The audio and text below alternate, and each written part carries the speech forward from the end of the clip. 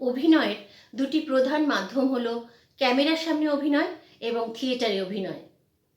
যদিও উভয় মাধ্যমেরই মূল লক্ষ্য হলো দর্শকের মন ছুঁয়ে যায় এমন একটি বিশ্বাসযোগ্য অভিনয় উপস্থাপন করা, তবে এদের কৌশল ও পদ্ধতির মধ্যে কিছু গুরুত্বপূর্ণ পার্থক্য রয়েছে। আপনি যদি একজন ভালো অভিনেতা হতে চান, তাহলে এই দুটি মাধ্যমের পার্থক্যগুলো জানা অত্যন্ত জরুরি। নমস্কার, আমি রাজশ্রী। আপনারা দেখছেন আপনাদের প্রিয় ইউটিউব চ্যানেল রাজশ্রীর কালচারাল ওয়ার্ল্ড।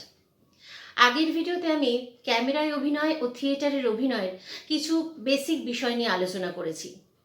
আজ আমি আলোচনা করব এই দুটি মাধ্যমের কিছু গুরুত্বপূর্ণ পার্থক্য নিয়ে।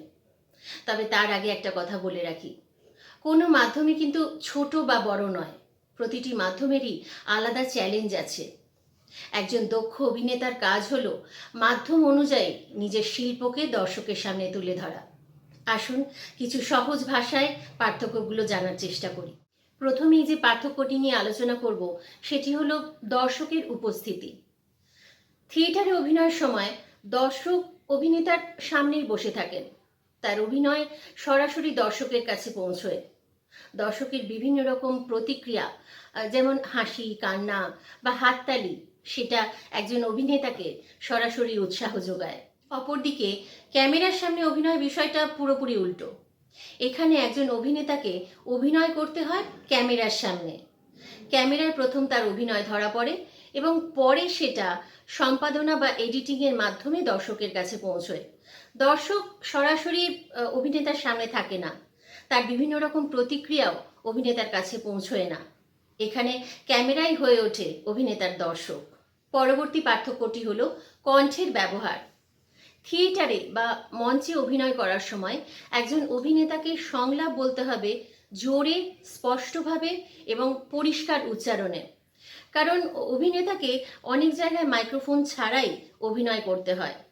সুতরাং দর্শক আসনের শেষ সারির দর্শকটিও যাতে প্রতিটি সংলাপ পরিষ্কারভাবে বুঝতে পারে, সেটা অভিনেতাকে খেয়াল রাখতে হবে। অপরদিকে ক্যামেরায় অভিনয়ের সময় মাইক্রোফোন থাকায় খুব বেশি জোরে সংলাপ বলার দরকার হয় না, বরং স্বাভাবিকভাবে বাস্তব জীবনের মতো কথা বলাই বেশি গ্রহণযোগ্য হয়।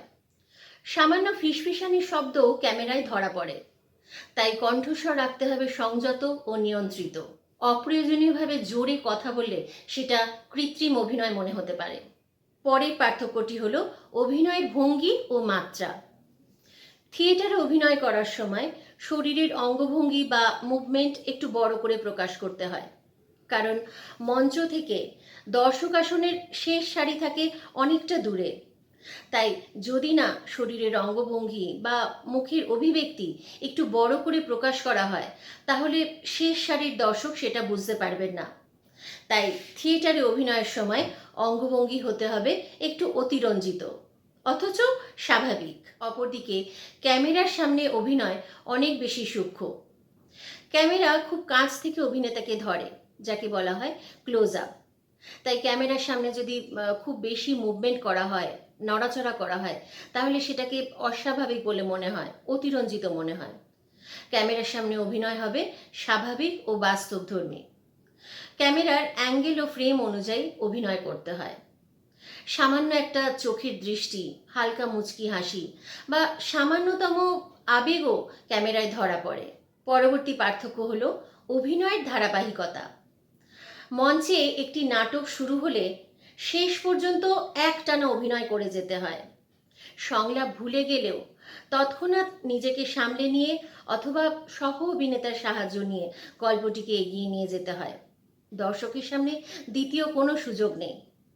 একজন অভিনেতাকে চরিত্রটির আবেগ শেষ পর্যন্ত টানা ধরে রাখতে হয় এবং তার জন্য প্রস্তুতির প্রয়োজন এবং মুখস্থবিদ্যা ও সঠিক আবেগ ধরে রাখার ক্ষমতা প্রয়োজন। অপরদিকে ক্যামেরায় অভিনয়ের ক্ষেত্রে দৃশ্যগুলো আলাদা আলাদা শ্যুট করা হয়, পরপর শ্যুট করা হয় না। হয়তো শেষ দৃশ্যটি প্রথমের দিকে শ্যুট করা হলো, অথবা প্রথম দৃশ্যটি শেষের দিকে গিয়ে শ্যুট করা হলো। ধরুন শেষের দৃশ্যের আবেগ খুব দুঃখের, সেই দুঃখের আবেগটা যেমন একজন অভিনেতাকে ধরে রাখতে হয়, তার পরের দৃশ্যে হয়তো প্রথম দৃশ্যের শ্যুট করা হলো, যেখানে আনন্দের একটা আবেগ রয়েছে। তো সুতরাং একজন অভিনেতাকে দৃশ্য অনুযায়ী তার আবেগ মুহূর্তে বদলাতে হয়। এছাড়া দৃশ্যে যদি ভুল হয়, কোনো কেউ ভুলে গেল বা কোনো প্রযুক্তিগত ভুল হলো, তাহলে কিন্তু আবার সেটা রিটেক করা হয়। ক্যামেরার সামনে অভিনয়ের ক্ষেত্রে একজন অভিনেতার ধারাবাহিকতা বজায় রাখা কিন্তু একটা বড় চ্যালেঞ্জ। পরবর্তী পার্থক্য হলো ক্যামেরা ও ফ্রেমের গুরুত্ব। একজন অভিনেতা যখন মঞ্চে অভিনয় করেন, তখন তাকে পুরো মঞ্চ জুড়ে অভিনয় করতে হয়।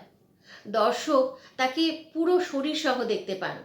তার প্রতিটি হাঁটাচলা, বসা, মুখের প্রতিটি অভিব্যক্তি সব কিছুই অভিনয়ের অংশ।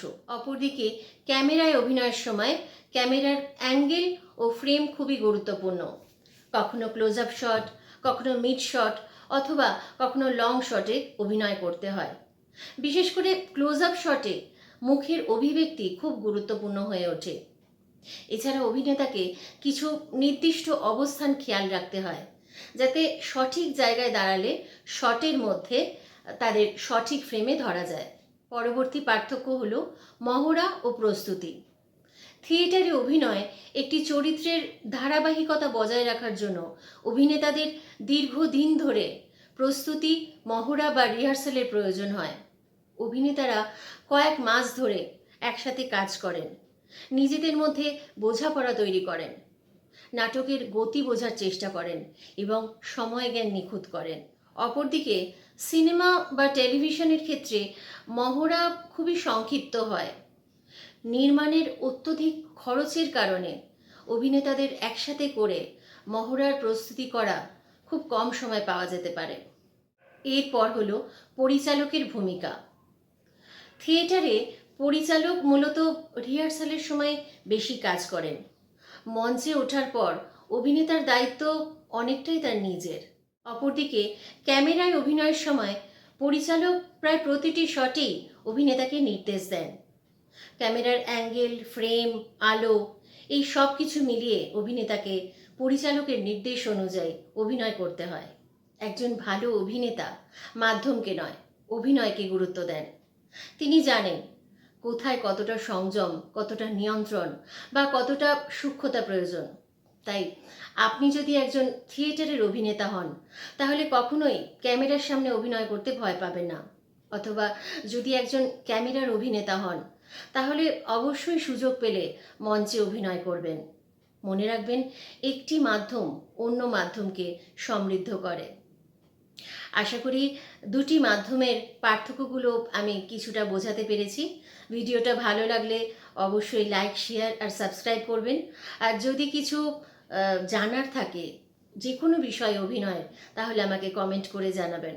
ভালো থাকবেন, সুস্থ থাকবেন, অভিনয়ের সঙ্গে থাকবেন।